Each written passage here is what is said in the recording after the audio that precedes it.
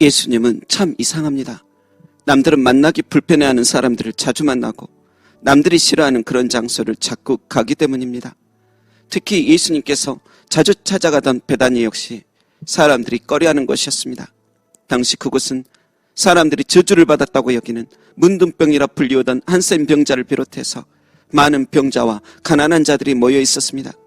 하늘이 저들에게 천벌을 내렸다라고 생각하는 저주받은 백성들로 가득한 곳이었습니다. 그러니 천벌받은 사람 곁에 가고 싶겠습니까? 같이 천벌받을까봐 근처도 가기 싫어합니다. 근처라도 오면, 아니 멀리서 눈에 보이기만 해도 바이러스 병균처럼 여기며 손을 씻고 찝찝해할 정도였습니다. 그런데 그렇게 사람들이 수군거리고 저주받은 장소라 여기는 그곳에 예수님께서 자꾸 가십니다. 그곳의 사람들을 사랑하셨습니다. 그래서 요한복음 11장 5절에도 베다니에 살던 마르다와 그 동생과 나사로를 사랑하시더니 라고 말씀하고 있습니다. 마르다 가족뿐만이 아닙니다. 베다니 마을 사람들 다 사랑하시고 특별히 여기셨습니다.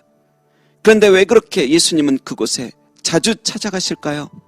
이유는 사람들의 오해를 풀어주고 싶은 것입니다. 사람들은 그들을 하나님께서 주신 천벌을 받은 사람이라 생각합니다. 그러나 하나님께서 파송하신 예수님께서는 그리 생각지 않으십니다. 말씀이 육신이 되어 오신 예수님께서는, 성경 그 자체이신 예수님께서는 그들이 천벌받았다 하신 적 없으시고 오히려 사랑하신다 하십니다. 사람들은 이렇게 말할 것입니다. 아니 그렇다면 왜 저렇게 가난하고 아픈 건가요? 천벌받았으니 그런 것이겠지. 구약 성경 속 몇 구절만 살펴보면 저주받은 사람들 등장하는데 꼭 저런 사람들이라니까요. 다 저렇게 사는 이유가 있다니까요. 그리고 저 동네 사람들 때문에 우리 이미지까지도 안 좋아요. 저 사람들이 우리나라에 언제 도움이나 된 적 있나요? 저 우범지역만 사라지면, 저 병균 같은 곳만 사라지면 훨씬 나은 하나님의 나라가 펼쳐진단 말이에요. 하지만 여러분, 이사야 55장에 이렇게 말씀합니다.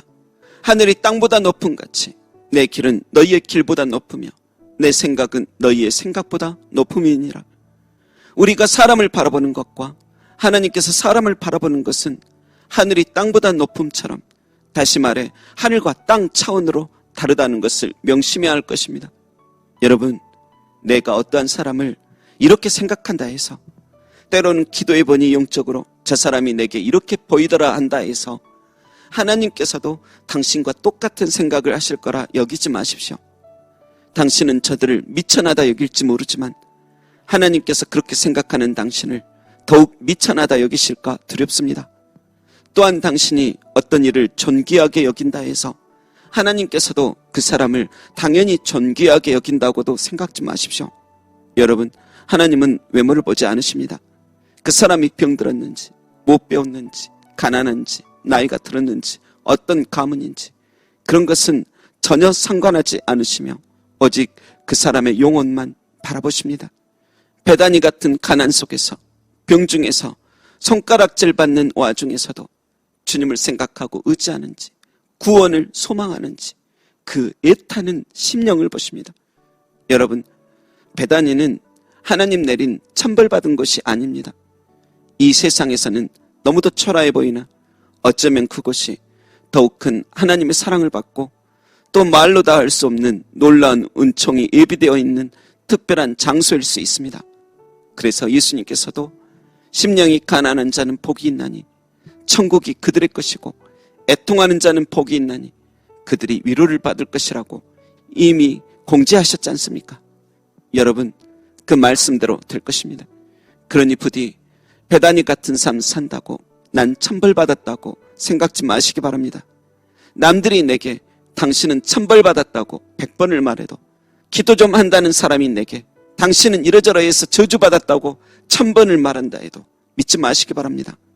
그 사람들 말보다, 때로 허탄하고 잘못된 나의 생각보다 오직 베다니 같은 삶을 살아가는 당신을 오늘도 여전히 사랑한다 하시는 예수님만 믿으시기 바랍니다. 베다니, 그 가난한 집, 고통의 집이 곧 부활의 집이 될 것입니다. 하나님 나라가 될 것입니다. 베들레헴, 행복한 영혼의 빵집 될 것입니다. 기도하겠습니다. 베다니 같은 삶을 사는 우리를 불쌍히 여기시오. 우리 영혼 가운데 찾아오시는 주님, 남들은 천벌받았다 하나 여전히 오늘도 사랑한다 하시는 주님, 베다니가 베들레헴 될 때까지 소망 버리지 않게 하소서. 부활로 거듭나 내 영혼의 눈으로 그 소망 성취되는 날까지 좌절하지 않게 하소서. 오늘도 순례자처럼 내 영혼이 주의 길을 따라 아버지 하나님께 가게 하옵소서.